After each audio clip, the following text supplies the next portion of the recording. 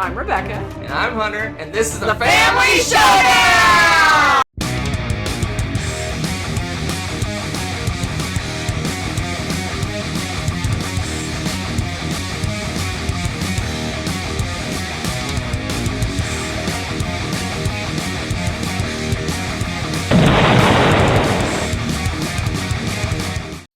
Howdy folks, welcome back to my top 100 games of all time. I'm Hunter, and with me today is the star of the Family Showdown, Rebecca.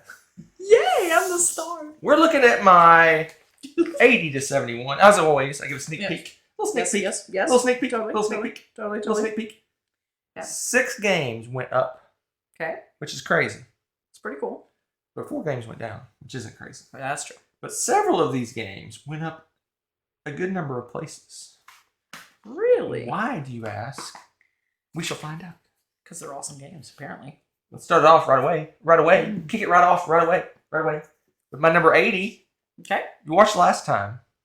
This will make sense to you. Oh, no. My 80 is Trajan. What? Here. Come over here. My number 4. Damn. It's my number. But wait. Stop the presses. It wasn't on my list last time. It's back, baby. Woo, It's back. You know why? He's a party I say this animal. all the time, and a lot of people may not believe me, but I'm very an empathic gamer. Is that the right word? Empathic? Yes. She loves this game. I do. And I just, through, proximity, have to like it. So it went up. It went from my 108, so it was in the 10 that were just off the list last time. Rocketing up to my number 80. So That's me. It's I think we played this one again. We enjoyed it. She loves it. She gusses over it. I do. It's a cool game. It's fun. So Trajan is this and probably Castles of Burgundy are probably the two games are like the faves, the failed faves, the people that really love failed games. It's their favorites. Failed faves. The final failed faves finale item. Anyway, that was cool. So Trajan is a lot of people think of this as like a mini game. Lots of little mini games all mixed together. So you're doing different actions. You can move around on the map. You're building guilds. You're doing other things and mini games and things. Getting votes in the Senate and doing things. Traveling and stuff all over. But the gimmick. It's always a gimmick. The gimmick is there's a Macau system. You're picking up little cylinder-looking things. Hexagonal cylinders. Is that even a word? Hexagonal cylinders and dropping them Mancala style one at a time. And then whatever spot you end up, you get an action. So it's like almost like a rondelle. A Mancala merged with a rondelle on your action selection. And you're trying to... You do Mondell? Huh? Mondell? So you... and wherever you end up when you're dropping those off, you get an action. And if you happen to have the right combination of cubes in that spot and a little tile next to it, it's one of the things you do. You go after these tiles. It's one of the 6 mini games. You complete that tile and you get a little bonus. So there's a kind of a puzzle there. You're like, oh, what action do I want to take? What combination of cubes do I want to get? That sort of thing. So it's very puzzly. It's, in my opinion, very abstract. Like all the failed games tend to be pretty abstract. But it's point sality. It's a failed. It's great. It's good. It's back. It's back, baby. It's back. It's back, baby. Woo! It had a pretty good drop last time. I think just because we haven't played it in a while. I think to kind of reiterate what I said in my last 10 is that the T games give similar feels to what Trajan is because you have all these different regions. But it seemed like the T games did a little bit better of making the regions interact with each other. Yeah, that's this one true. is you These just are very go isolated, right? Yeah, you go over and you do this thing, or you go over and do this thing. I mean, you do sometimes get bonuses that help you in the overall game, but it's not like you go over here to get things to help you do this thing. You go over to do this thing. Like the T games have that where they all kind of it all works together. This one's kind of I'm gonna do some map stuff, or I'm gonna do some trading, or I'm gonna do building some guilds, or whatever. It's all or nothing, pretty much. Yeah, it doesn't really.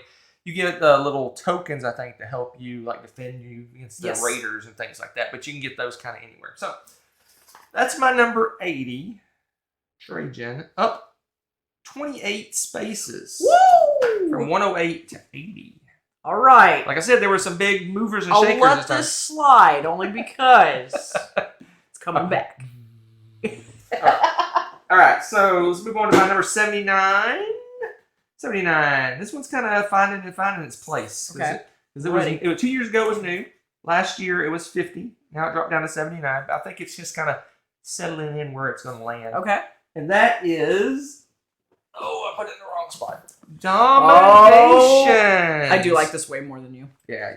This is my 29. Domination. So I think it's starting to settle in. It's going to settle in somewhere at the bottom of my 100, I think, for a while. It's a kind of an abstract civ game. Mm-hmm. You're going out and you're placing tiles. You're trying to combo little symbols to get bonuses. It's got some resource management. Has a tech tree-ish. So you're doing you get these techs that you spend the resources to get that let you do things. It builds your engine better for getting the resources to get other techs. It has the thing where you build on the techs. You do a level 1, level 2, level 3, that sort of thing. Give you all these kind of different superpowers. You're building monuments, but it is a very abstract civ game. It's very much tile placement, making symbols match up, resource management, that sort of thing. There's not really, I'm making troops and I'm building cities and going out and attacking people that you see in most civ games. This is a very abstracted version. It's more tile placement. A little kind of area control in a way, because when you complete sections of tiles, you get like a super bonus and things like that. And let you build those cool little like building plots and stuff. Yeah, and you're building little towers, and then you can higher the tower is, the more benefit it gives you, and that sort of thing. It's more a resource management tile placement game than it is a civ game, but the tech kind of gives it that feel, because you have like writing and philosophy and warfare and all the civ tropes that you always have. Absolutely. And it's a cool little civ game. You like abstract games? It's true. I love it. She loves it a lot more than I do. The tech tree is really fun because it's kind of like sort of interconnected in a way. It's really fascinating. I love the way that works. So it's a good game. Good game. That's my 79. It was 50 last time, so it's one of the ones that was in the drop seeds. But like I said, I think it's finding its place somewhere at the bottom of my list. Dominations with the triangular potato. Yeah, we got all these expansions I got. That looks so pretty. At the retreat. And it was a retreat. No, Down Tower East. We haven't had a chance to play them yet. But someday. All right. Moving on to my 78. Another one that drop seed. This one drop seed a lot. Uh-oh. It's a good game. I enjoy this game quite a bit. But it's kind of settling into one of the... I'm using that term a lot. You are. This is a settling 10, huh? So this one is kind of finding... It's one of those games you're only going to play once in a blue moon. Okay. Because we've played the full epic 8-hour version of this game. We played different pieces of this game. So I think it's going to be a once in a couple years kind of game when you kind of have, let's have an epic Euro day. Okay. And we'll pull this game out. So it's kind of, it dropped. So it was my 31. And then we got to play the epic version. Yeah. The full-blown 8-hour version. And so it dropped down to my 78. Because I don't know how often I'm going to do that again. And that is the Colonists. Yeah, this is in the 60s for me, so we're pretty close. Pretty close. Yeah, of like mind on this one. Oh, this is so good though, because you're right. It's versatile. You can have, like you said, a couple hour game or a whole day game or whatever, and each epic or whatever era builds on the other one. So it's like the first one's kind of like, oh, this is the basic game. Yeah, and it's like you have your stuff, and then the next one adds some more, complexity to it. It's like it cranks up a little bit each time, and really neat concept. So Colonists is it's a Euro game. It's an epic Euro game, because if you play the full 4 eras, it's going to be 6 hours. They say it's only 4, but they're crazy. Yeah. So it's kind of they call it a worker movement game. It kind of reminds me a little bit of Istanbul and Yokohama, in that you're going to be we're going to start with just a few little simplistic little tiles. As time goes by, we're going to expand out this map of this network of tiles, and you're moving your worker around to take action. So wherever you move your worker, you're going to take that action. But your worker can only move so many spaces. So maybe you can move 2 spaces. So you can only do things kind of in close proximity. There's ways to upgrade that to make them move further, have a better selection of actions. There's a little strategy on where you put those tiles. You may want to put it far away from other people, so they have to work their way over to get to it.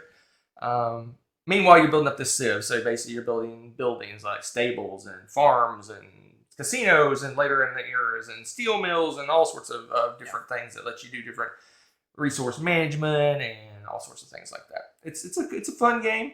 What's cool about it is it's 4 years, so you can play the full 1 to 4, which takes forever, or you can maybe do just 1, or do 1 to 3, or 2 to 4, or 3 and 4, or just 4. Crazy. It tells you how to set the game up, how to play the game in different combinations, and that's probably 20 different combinations. I don't know how to do the math, but there's lots of different combinations you can do of different sections. You can even, if you want to, you can play one era and leave it set up, play the second era, and then leave it and it's so cool. It's so cool. It's a great idea. So it's an epic Euro game. I don't know how to describe it other than that. It's not unless you play one era, which I don't really recommend. You should play at least a couple. It's the game of the day. It's not a game you just play at a game day. So yeah, but I don't know. It feels like it's more than one game in a box too. I think because it is so versatile. Right. It feels like you're getting more than just purchasing one board game. And right. I think this is a good bang for your buck kind of purchase because of that. Like it's just there's so many options to choose from, and I love the tile placement and hate it. It's like a love-hate relationship because inevitably one of us will put something in like the most difficult place to locate, and so you're trying to trek over to get this one thing, but you have to like get something that's more complicated before you can get to it, or something weird, and figure out something to do on the way and on the way back. Yes, right? Which actions you're going to take to get there, and which actions you're going to take. You can't go if you can't do the action. It's so tricky. Right. So there's a lot of puzzles to it. It's a good game though. Solid game. Love it. That's my 78. The Colonists. Good pick. Move on to another Feld. This is dropped just a little bit. It was 66 last time. It's my 77 this time. I'm looking forward to the new reprint. I'm not going to tell you which one it is because there's like Amsterdam and New York and all these other different names. I don't know what it is, but we got the original Macau. Indeedly. Macau. So, love this one. So Macau is a Feld. Oh, it's my 64. Yeah, pretty close. Yeah, it's one higher than Colonists. So funny. Macau is a Feld game. It's pointsality. So there's different things you can do. You are drafting these cards. These cards are almost like contracts that you have to fulfill. You can't discard them. So once you take it, you're going to have to figure out a way to fulfill it. And if you don't fulfill all your contracts in the game, you lose points. Meanwhile, you're going out to the city. You're building little buildings, I want to say. You're getting resources. You're taking those resources on your little boat. You're going around the little islands and dropping off the resources to get tons of victory points. That's one of the main ways to get victory points. Yep. Also, throughout the game, you have the option to buy victory points, and it's kind of randomized a little bit through the cards how much it costs to buy victory points. So maybe this turn, it's a victory point costs you 5 money, but next turn, it's 9 money. And you're like, oh, I should have bought it when it was 5. But, so it has a gimmick, and all the Feld games have a gimmick. Like I said with Trajan, you had a little gimmick. You have the Macau stuff. This one has dice drafting. So you're going to roll some dice. You're going to draft a dice. The dice are different colors based on the different resources. There's a red, there's a blue, a green, etc., etc. When you draft the dice, you get that number of cubes. So if I draft a green 4, I'm going to get 4 green cubes. It sounds really cool because it's going to be 4 resources. But I'm getting it 4 turns from now. So if I draft a blue 6, I'm getting 6 resources 6 turns from now. So if you want your stuff now, you can take a 1 and you'll get 1 gray cube. But you get it this turn. Hooray! Yeah. So it really, there's almost an analytical, puzzly balancing things. Like you want to have consistent good turns, so you have to kind of, maybe I'll take a 4 this time or a 5 this time, so that later on I'm gonna have a better turn. But I'm sacrificing and improving my current turn, but you're not gonna improve it much. So it's interesting how that works. It is a neat puzzle. But yeah, it's a good game. I'm looking forward to the reprint. We'll see what they change, what they leave the same, and it's fine, just the way it is. So that's my number 77. It was my 66 last time. 66 last time. Dropped a little bit, but there you go. Macau. Cool. Such a good game. I love that game. It's a good one. All right. So good. Let's move on to my number 76. Okay. Gosh, I can't believe this has been on our list 2 years. It seems like a brand new game. Okay. It's so weird to me. It seems like it should be newer. Did you check this? You double check. We work? played this at Board Game Geek Con 2 years ago. Oh my gosh. Okay. And that is my number 76. It was 85 last time, so it dropped a little bit. I mean, no, it went up. Math. Furnace! Furnace! Oh my goodness. Furnace? What just happened? Furnace. This is such a good game. Furnace. Where to put it? Yeah, we played this a couple of years ago at Board Game Geek Con, that doesn't seem and possible. we immediately enjoyed it, and I looked out to try to find it. So I did make my list a couple of years ago. 54. Just because reasons. It's a good one. So it's borders on being almost a macro game. So it's a small deck of cards. 36 cards. So you're basically, it's a card drafting game. Has an interesting, it's a card bidding. You're drafting auction. Anyway, so you have a tableau of cards out each round. You're going to go out and you have bidding chips that are like 1, 2, 3, and you put your bidding chips on. Take turns putting bidding chips down on the cards. If you have the highest bid, you get the card. But if you don't have the highest bid, you get like a bonus for not getting the card. So you may even want to bid on a card that you know you're not going to win just to get that bonus or that action that is at the top of the card. So the top of the card has a little action. And the bottom of the card is the benefit you get if you actually purchase it. So love that. Sometimes you go out there and I want the action, so you bid really low and then no one bids on you. You're like, oh, I get the card. I don't want the card. I want the action. So now you get the action for it. And the 2-player game has kind of a randomizer on where the AI, computer, NPC, whatever you want to call it, component. Oh, yeah, where he bids. That's right. That can kind of trick up your stuff, too. You're like, oh, I really wanted that card, but someone went out and got it. And then it's just an engine building game. So you basically, those cards you're drafting, you're going to put them up in front of you in a tableau, and they're going to go off from left to right. So they're just going to fire off left to right, and you're going to get resources and spend resources as you go across your cards. So you're kind of just designing your little engine to the best benefit. So maybe you need coins, so the first card you put down gives you coins. You need to spend those coins to get this other resource, and use that resource to get this other thing, and then use those things to get some victory points. So they fire off left to right.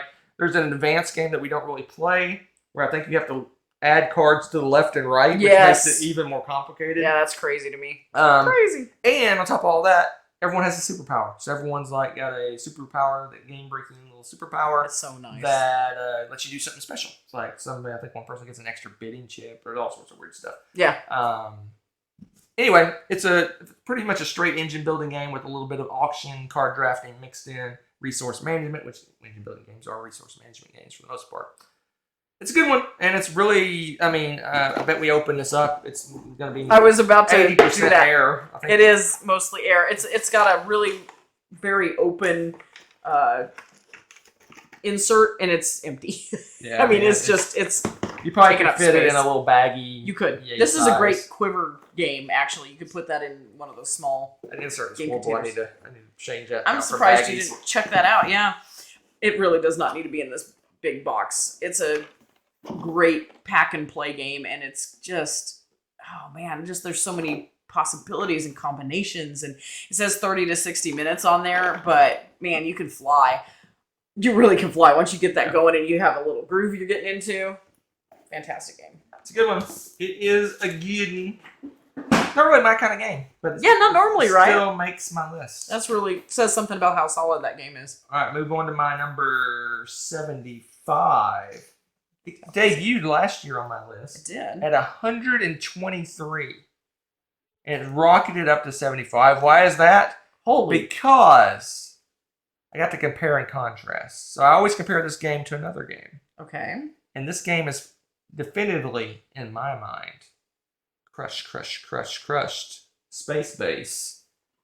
And that is Bad Company. Oh my goodness. Well, this is like my 31. It was on brand new on my Where list. was Space Base on your list? Space Base? I think it's below it. Oh, Oddly enough. see, she's come around too. It's still on my list though. Oh, Bad Company. So it was off my Can't list see last what time. it But is. that was based on just one quick little play we had at Board Game Geek. Yeah, 87. Since then we played this difference. a number of times with various peoples, and it's various people. It was like different Peoples, nations. nations. Anyway, so and every play's been great. It's good. No, it's fun. It's We a lot of played fun. this one live recently as well. Very recently. Yeah. it's just great, and it zips along. It's like a half-hour game. There's a lot of there's a lot of doing stuff on other people's turns, which I like. Yeah, it helps. Very efficient. The basis of the game is you're going to roll some dice. You have a series of gang members in front of you, number from 2 to 12. Based on the dice, you get to get resources. You use other resources to get contracts. You can spend money to get new gang members or make your gang better. You get more resources based on the dice rolls. It's quicker, I think, than Space Base. It zips along. It's more interesting. It has. At least you're looking at pictures. The other one's just like little spaceships. I like little spaceships.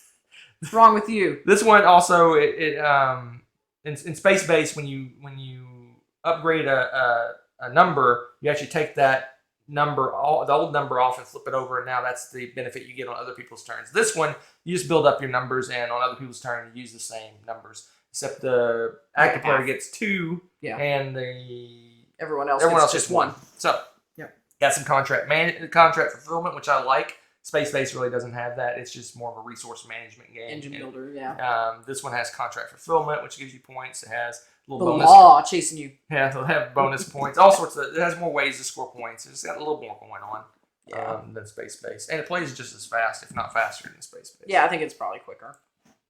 Bad Company. But good game. My 75, it rocketed up from 123 just because it's finding its place. It's earning its keep. It's earning its keep. That's for sure. It's a good one. Speaking of other games that go up, so if you watch my introness,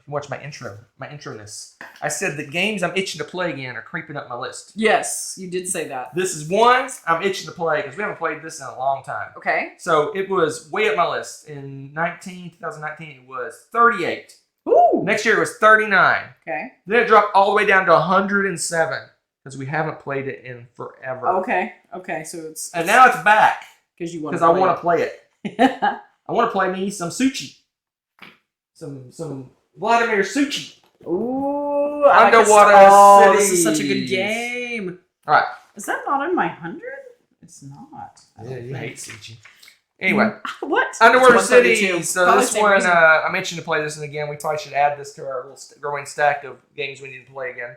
I just like this game. I just like the way this game works, the worker placement, the whole. I like games where you do things that drive, like building things, like doing things on a board or building your city or whatever. This one has that. You're going out and doing worker placement stuff. You're going to be building out your little underwater city, which gives you resources. You use those resources to do other things, and it's almost like an engine building, but it's represented. You have a physical representation of that engine by your city growing and expanding and getting to do cool things. I like it. It's a good one. But we haven't played this one. This one's been a while. I dare to guess how long this one's been since we played it. It's been a while. We used to play this one quite often. Yes. And we just haven't played it in forever. It just hasn't found its way back in the rotation, which it needs to do. Yeah, that's why it jumped up. How many places? 33 places. Because I want to play me some underwater cities. It's funny because it always gave me a little bit of the Power Grid vibe because you have to power the cities and you kind of like spiral out, and everything. Spider web out more likely, but I feel like there's so much more going on with this. It's not like just resource juggling the game. Well, yeah, it's got the like worker placement. It's got the little superpower cards. Yeah, there's a lot of different elements, and it's just really well put together. Yeah, and if you play with the smooth play, the expansion, which is this box, is the expansion box. There's even if you get the certain parts of your board, normally you got kind of a little minor superpower. This one you get like some really good benefit by expanding really far out on your board. Yeah, it's got all these cool. Let me crack it open real quick. It has the cool little water dome looking things. Your city dome. Little plastic caps that you put on your little cities. Well, wasn't this one of the first games that had the really cool recessed boards we got to? Well, if you got the expansion, you got the recessed boards. Oh, okay. The base game didn't have the recessed boards. Okay. Anyway, one I mentioned to play again. It needs to hit the table. My list is showing that because I want to play it again. They're saying it's about 40 minutes a player, and that's probably about right. Hour and a half for us. Yeah. So, all right, sweet. That's my 74. It was 107. It's back, baby, just like Trajan. It's that back. Makes me so happy. It's back. It's a good one. Yeah, it's off my 100 too, but it's like 132, I think I said, because it's a need to play it, not punished kind of thing, because it's definitely a solid game, and I love it. Let's move on to my 73. Okay. This one's dropped from 56 because this is just it's a great game, but it has board game inertia. Uh-oh. I need to copyright that. That's the board game inertia. Board game inertia, which means it's hard. It's hard to teach. It's a long game. It's got a little bit of setup. It's got a little bit of rules overhead you have to manage. Yeah. And there's a slightly easier game that reminds me a lot of this game, so it's kind of okay. It's hard for us to choose this one. Push this one down a little bit. Okay. And that is Aura. It's Labora. Yeah. Okay. I think you comboed this with the other game I'm talking about. I think you put them together. Yes, I think I did this time. So Aura Labora is probably, if it's not Uwe Rosenberg's heaviest game, it's got to be pretty close to the heaviest game. Did I do that? I might have combined them on a top 10 at some point. I don't know. No, you had them both together. Guarantee it. I'll look. Anyway, talk about the game. I'll find it. Anyway. Yep. Aura Labora, this is resource management. Oh, yeah. Card. Basically, it's almost a city building game. But your cities are little cards that you're building out these cards, and you get benefits for having certain cards in proximity to each other. It's very much a point salad game, but it's mainly, at its heart, a resource management game. It has a cool resource wheel. So basically, you have different kinds of resources, and as time goes by, if no one takes that resource, you get more and more of that resource. So maybe it's 2 wood, and no one takes it, it becomes 3, and then 4, and then 5, and then someone finally goes, gosh, that's a lot of wood, I need to take that. So someone takes it, it resets, and it goes. And so it's almost press your luck in a way. It's like, yes, does anyone else need wood? Can I wait until it comes back to me again, or should I go do it now? You're like, I think I can wait. And then Rebecca goes, I'll take the wood. And I'm like, I flip the table. But the reason this one's got some overhead is this one is 2 to 3 hours long, which is very long for an UV game for the most part. He's got some long ones, but this one may be his longest I've played. And it's got some rules overhead, but it's very rewarding. It's very, you feel like you accomplish a lot because you start out, your little city or village or whatever you're making. I don't know what you're making. It's got nothing, but at the end, you got all these different buildings, and you start with a lot of his games are this way. You start with a set number of boards, but you can add boards to add more area to put down buildings. Right. You end up with this big sprawling metropolis, but it's not metropolis. It's like from the 1800s or something. The Middle Ages, but yes, 1800-ish, right? Anyway, this is a fun one.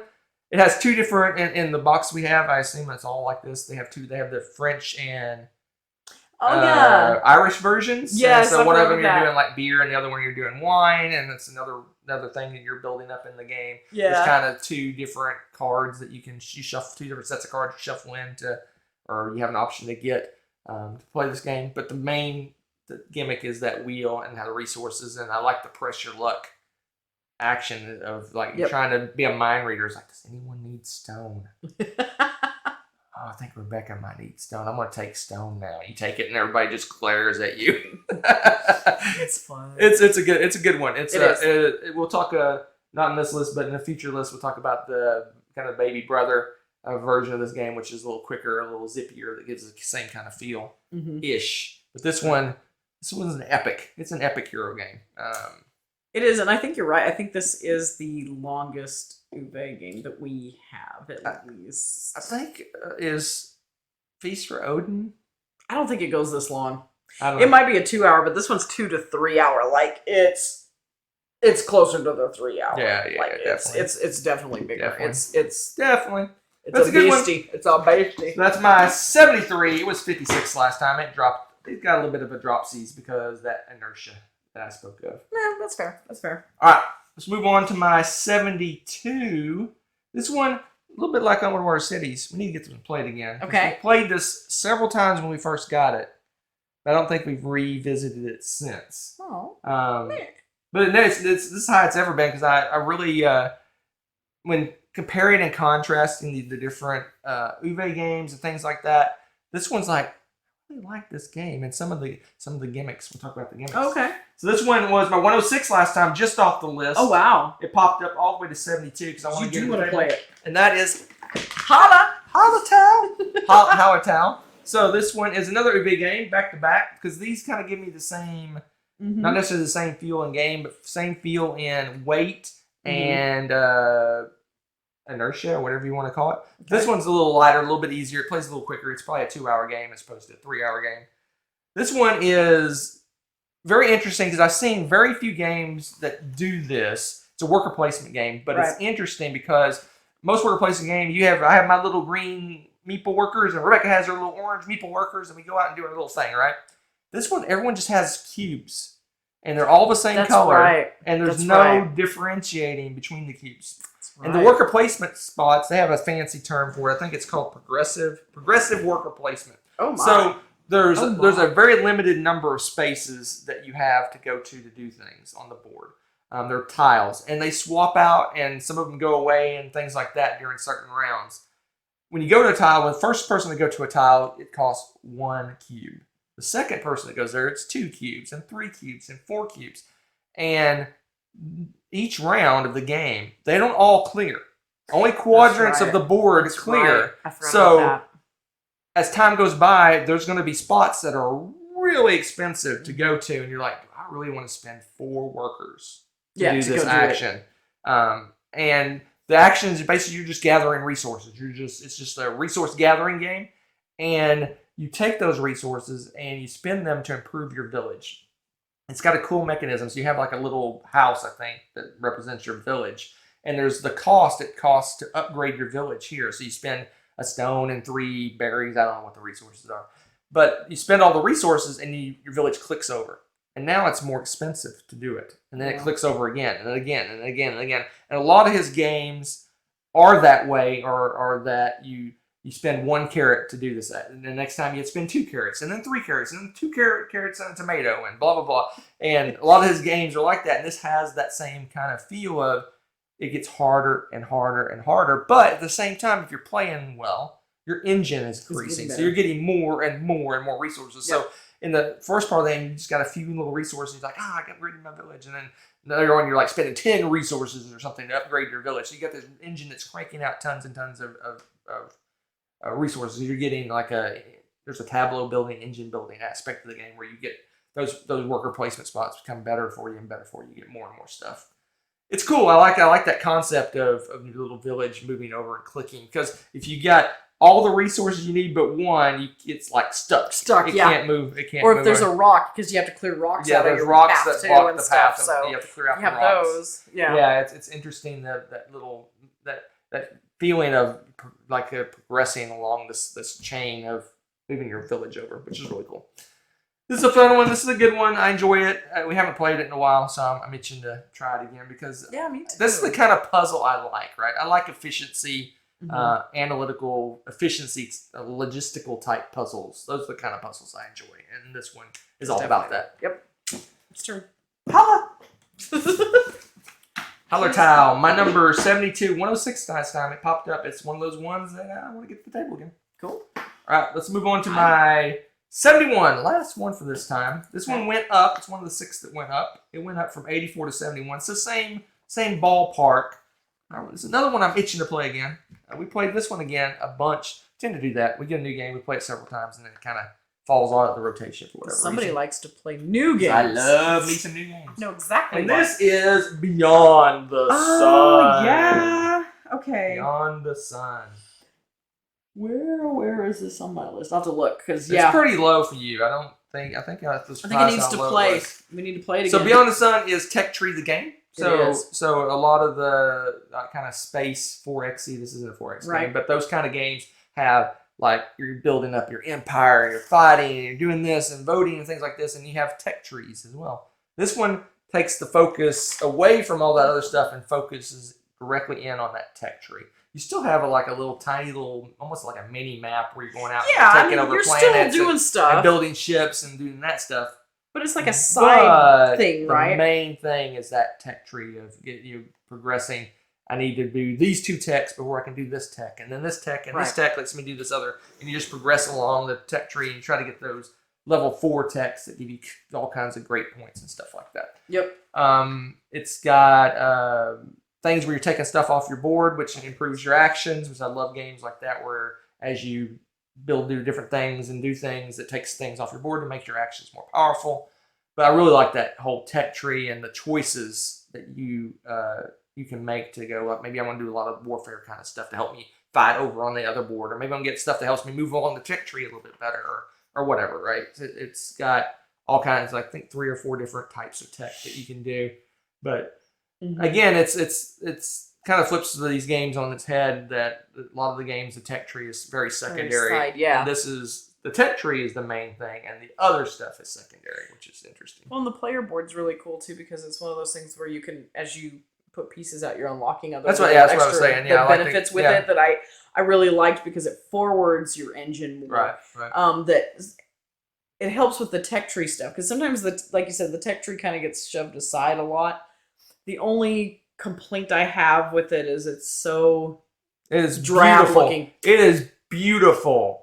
All right, let's say let you at home decide whether this is one of the reasons it doesn't get. Look at these player boards. Seriously, you can't. It's the glare is so bad. It's so white and glary. You can't even see it. Yeah, there's no art to it. It's just. There's art. Look, there's little tiny guys. Oh my gosh, I could draw that.